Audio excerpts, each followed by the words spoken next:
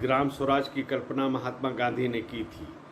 इसका तात्पर्य ये था कि गांव के लोगों को भी सुविधाएं मिलनी चाहिए, जिससे उनका जीवन में सुगमता आए, उनको आसानी हो।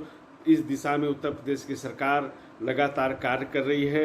योगी आदित्यनाथ ने ग्राम सचिवालय का एक अभिनव योजना लागू की थी। इसके माध्यम से लोगों को सुविधाएं पहुंचाने का कार्य चल रहा है और इसमें इस दिशा में काफ़ी प्रगति भी हुई है।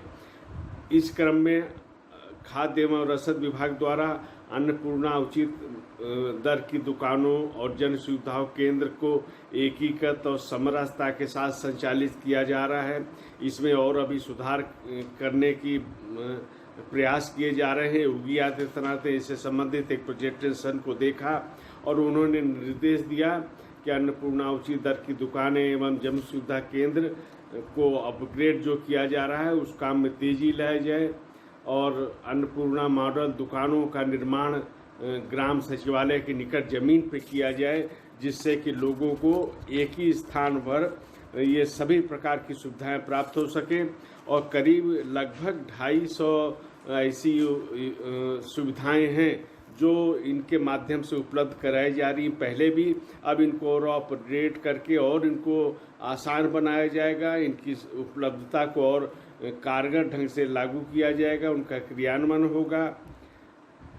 इस संबंध में बताया गया कि 52 ऐसी दुकानों का निर्माण कार्य बरेली में चल रहा है। बात बरेली की चली तो योगी आदित्यनाथ ने ये भी कहा कि जिस प्रकार काशी, विंध्याचल और अयोध्या आदि में कॉरिडोर का निर्माण हो रहा है, उसी प्रकार बरेली में भी नाथ स्थल पर ऐसे कॉरिडोर का निर्माण होना चाहिए भव्यता के साथ। और इसके आसपास जो मार्ग है, पथ है, उसको भी 6 लाइन का बनाया जाएगा और यहाँ पे सुविधाओं का विस्तार होगा, सुंदरीकरण होगा। जितने भी आसपास के एरिया में जितने भी चौराहे हैं उनको शिव भक्ति के अनुरूप प्रदर्शित करते हुए उनका सुंदरीकरण किया जाएगा और इस तरह के विकास का जो कार्य है वो आगे बढ़ेगा। इसके साथ संस्कृति भी जुड़ी हुई है और ये एक जन सामान्य को सुविधाएं उपलब्ध कराने का एक निश्चय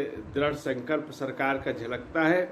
और इसी के साथ ही पारदर्शिता की व्यवस्था की तरफ भी सरकार का पूरा ध्यान है। योगी आदित्यनाथ ने पूरे सिस्टम को पारदर्शी बनाने के लिए जो कदम उठाए थे वो ये उचित मूल्य की दुकानों पर भी लागू किए गए हैं।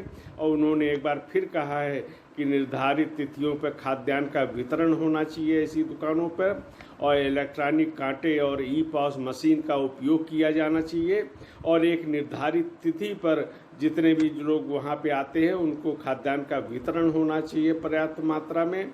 और इतना ही नहीं तो जन सुविधा केंद्र हैं उन सब में लोगों को सुविधाएं एकदम निर्धारित अवधि में और सुचारू रूप से बिना किसी परेशानी के उपलब्ध करने की पूरी प्रक्रिया संपन्न होनी चाहिए। फिर चाहे वो आय, जाति, जन्म, निवास प्रमाण पत्र हो, आधार बनवाने के काम हो, पेंशन आदि सुविधाओं का विषय हो, ये सब सुविधाएं अगर ग्राम सचिवालय के निकट बनने वाले ये जन सुविधाओं केंद्र पे उपलब्ध होगी और इस दिशा में लगातार प्रयास हो रहा है और लोगों तक इन सुविधाओं को पहुंचाने का कार्य सरकार के द्वारा किया जा रहा है।